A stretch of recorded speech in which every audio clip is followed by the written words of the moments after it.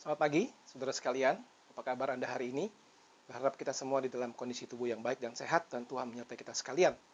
Saudara, di dalam Tuhan, mari kita meneruskan renungan kita pada saat ini. Renungan-renungan singkat dari kitab Efesus. Saya mengambil hari ini adalah sesi yang ke-9. Good News for Family bagian ke-9. Berkenaan dengan relasi antara orang tua dengan anak. Nah, saudara sekalian, mari kita membuka dua bagian dari firman Tuhan. Efesus yang ke-6 ayat 1-3 dan kemudian Keluaran 20 ayat yang ke-12. Efesus 6, 1-3, demikian firman Tuhan. Hai anak-anak, taatilah orang tuamu di dalam Tuhan, karena haruslah demikian. Hormatilah ayahmu dan ibumu, ini adalah suatu perintah yang penting, seperti yang nyata dari janji ini, supaya kamu berbahagia dan panjang umurmu di bumi. Kemudian Keluaran 20 ayat 12. Hormatilah ayahmu dan ibumu, supaya lanjut umurmu di tanah yang diberikan Tuhan Allahmu kepadamu. Saudara sekalian, kita sudah membahas minggu lalu berbicara mengenai soal ketaatan. Nah, di dalam bagian ini tidak bisa lepas daripada ketaatan adalah bicara soal menghormati orang tua. Antara kita taat pada orang tua dan kita menghormati orang tua. Kita sudah pernah mendengar dari zaman kita dulu masih sekolah dasar mengenai kisah Malin Kundang. Semua orang tahu kisah itu, legenda itu, bagaimana seorang anak durhaka yang tak kalah sudah menjadi orang yang berhasil, pulang ke kampungnya, dia menolak mengakui ibunya. Dia menghina ibunya, dan serta-merta di dalam legenda itu dikatakan ibunya mengutuk anak itu, dan kemudian anak itu menjadi batu menangis. Legenda Malin Kundang. Setelah itu sebuah legenda yang entah benar entah tidak benar, kita tidak tahu benar atau tidaknya dongeng seperti itu. Tetapi saya percaya kalau engkau mengetik saja di Google berita-berita tentang bagaimana seorang anak membunuh orang tuanya, membunuh ayah, membunuh ibunya.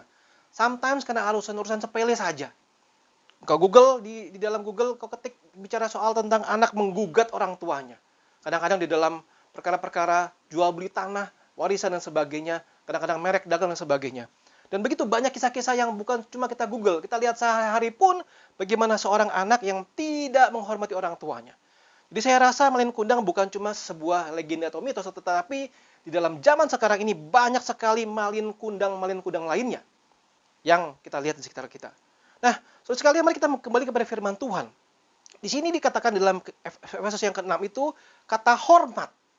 Bahasa Yunani-nya adalah tima. Sederhana sekali artinya adalah to pay honor, memberikan rasa hormat, to hold in honor, memberikan hormat, treat honorably. Betul-betul simpel sekali dengan satu kata saja, hormat. Pasti bukan sekedar hormat seperti hormat kepada tentara dan segala macam, bukan. Tetapi bicara soal hati kita menunjukkan hormat kepada orang tua kita. Waktu muncul dosa, saudara, ya, manusia sudah yang jelas tidak bisa lagi menunjukkan hormat kepada Tuhan dan kepada sesama. Termasuk tidak bisa lagi menunjukkan hormat kepada otoritas, termasuk kepada orang tua. Saudara lihat di dalam Kejadian 3, 6-7. Ya, saya tidak bacakan lagi bagian itu.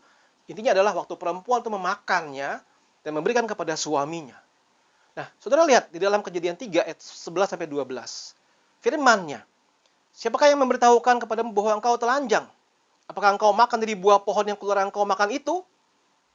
Manusia itu menjawab, perempuan yang kau tempatkan di sisiku, dialah yang memberi dari buah pohon itu kepadaku, maka ku makan.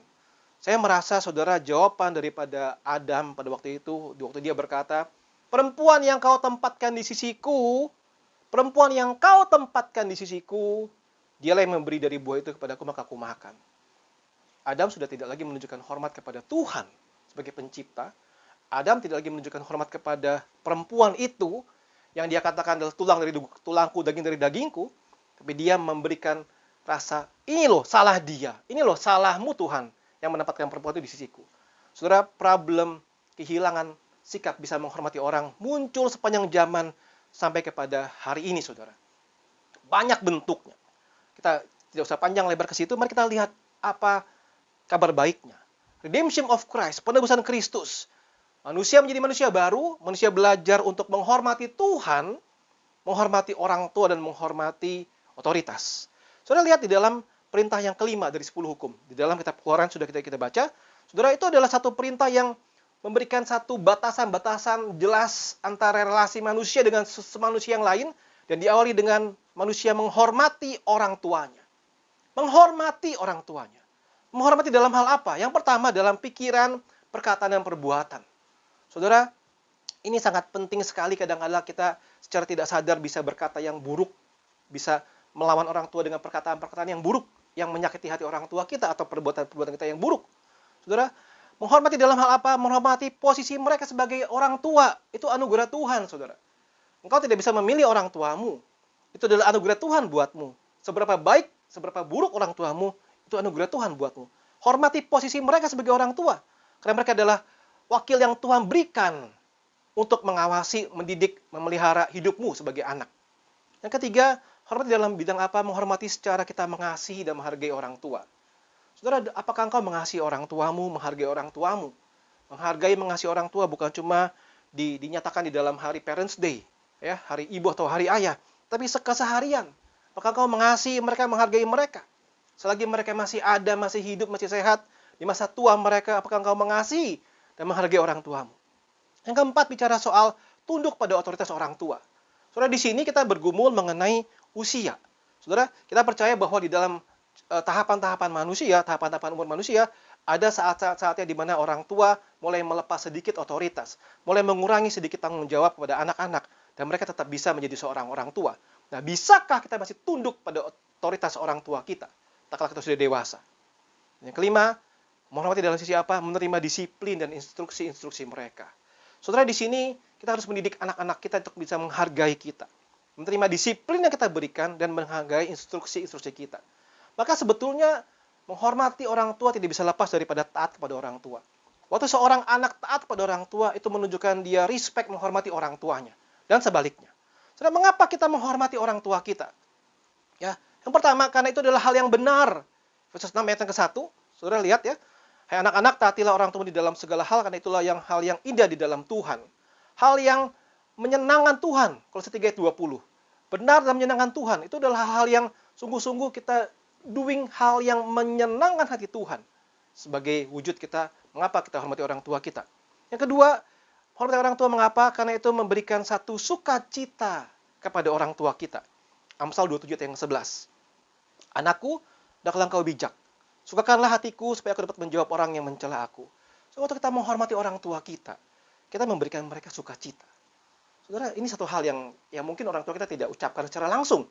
Kita bisa melihat bagaimana mereka senang untuk kita dengerin perkataan mereka. Kita show respect kepada mereka.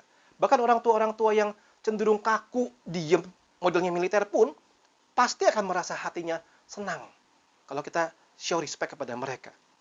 Yang ketiga, menghormati orang tua mengapa? Karena itu membuat kita ada di dalam anugerah dalam pemeliharaan Tuhan. God's protection. Saudara, Amsal 6 ayat 20-23. Anakku, peliharalah perintah ayahmu dan janganlah menyia-nyiakan ajaran ibumu. Titik. Lihat berikutnya. Tambatkanlah senantiasa semua itu pada hatimu, kelongkanlah pada lehermu. Jika engkau berjalan, engkau akan dipimpinnya. Jika engkau berbaring, engkau akan dijaganya. Jika engkau bangun, engkau akan disapanya. Karena itu adalah berita dan ajaran itu adalah cahaya. Dan teguran itu adalah jalan kehidupan. Kita di dalam God's protection. Saudara, bagaimana dengan kita? Apakah kita sudah memahami itu? Saya yakin kita tidak perlu diingatkan lagi mengapa engkau harus hormat kepada orang tua. Tetapi ada banyak sekali perilaku orang-orang yang tidak menghormati orang tua. Bagaimana mereka tidak menghormati orang tua? Yang pertama, waktu mereka disobey, tidak mau dengar, tidak mau taat pada instruksi orang tua. Yang kedua, waktu orang itu mengutuki orang tua mereka. Jangan main-main, saudara ya. Keluaran 21 ayat 17 berkata, siapa yang mengutuki ayahnya atau ibunya, ia pasti dihukum mati. Hati-hati dengan perkataan kita. Jangan sampai dalam mulut kita mengutuki orang tua kita. Seberapapun kondisi kita, seberapapun kondisi mereka, jangan sampai kita mengutuki mereka. Saudara, di dalam pergumulan manusia, ada kalanya kita bisa menemukan situasi-situasi yang sangat sulit sekali, di mana orang tua, sudah lemah, sudah tidak berdaya, sudah harus betul-betul ditolong 24 jam, sudah tidak bisa ngapa-ngapain lagi. Bahkan mungkin mereka bersikap menyebalkan. Saudara, ingat sekali lagi, jangan pernah sampai kita mengutuki mereka. Karena firman Tuhan berkata dengan jelas, orang yang mengutuki ayahnya dan ibunya pasti dihukum mati. Yang ketiga, kita tidak menghormati orang tua kita dengan cara apa? Memukul mereka. Keluaran 21 ayat 15, siapa yang memukul ayahnya atau ibunya, pastilah ia dihukum mati. Dihukum mati juga, saudara, hukumannya. Jangan pernah sekali-sekali memukul ayah atau ibu. Mungkin kita tidak akan lakukan itu, saudara, tetapi jangan sangka saat engkau merasa emosi, lagi ribut, bisa jadi tindakanmu engkau sedang memukul ayah atau ibumu. Itu tindakan yang tidak menghormati orang tua. Yang keempat, kita mencuri dari mereka. Ya, ini kedengarannya aneh ya, tapi firman Tuhan mengatur begini. Amsal 24:24.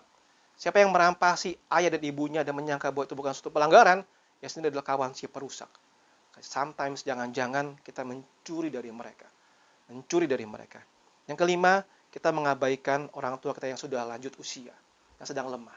Saudara, mungkin engkau bisa diuji oleh Tuhan.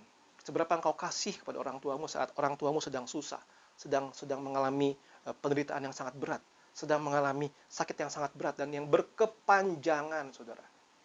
Saudara, saya menemukan waktu saya masih kecil, kakek saya saat dia usia pensiun, dia diam di rumah terus dan lama-lama dia drop. Ya, saya tidak ingat persisnya, ada beberapa tahun hidupnya dia hanya hidup di ranjang saja, saudara. Tidak bisa bangun, bahkan sore saja, buang air besar pun harus dibantu oleh orang lain. Sampai matinya, dia meninggal di ranjang. Saudara, bertahun-tahun nenek saya harus menjaga. Bertahun-tahun ibu saya harus mengawasi, menjaga. Saudara, kita jangan pernah melupakan, jangan pernah mengabaikan orang tua kita yang sudah tua bahkan. Meskipun mereka sangat sulit posisinya. Jangan pernah main gampang, lempar saja ke panti jompo. Kalau engkau masih mampu, ini bagian dari sikap menghormati orang tuamu. Saudara, itu bagian yang sangat penting yang Tuhan ajarkan. Mengapa menghormati orang tua? Bagaimana menghormati orang tua? Dan bagaimana kita tidak menghormati orang tua?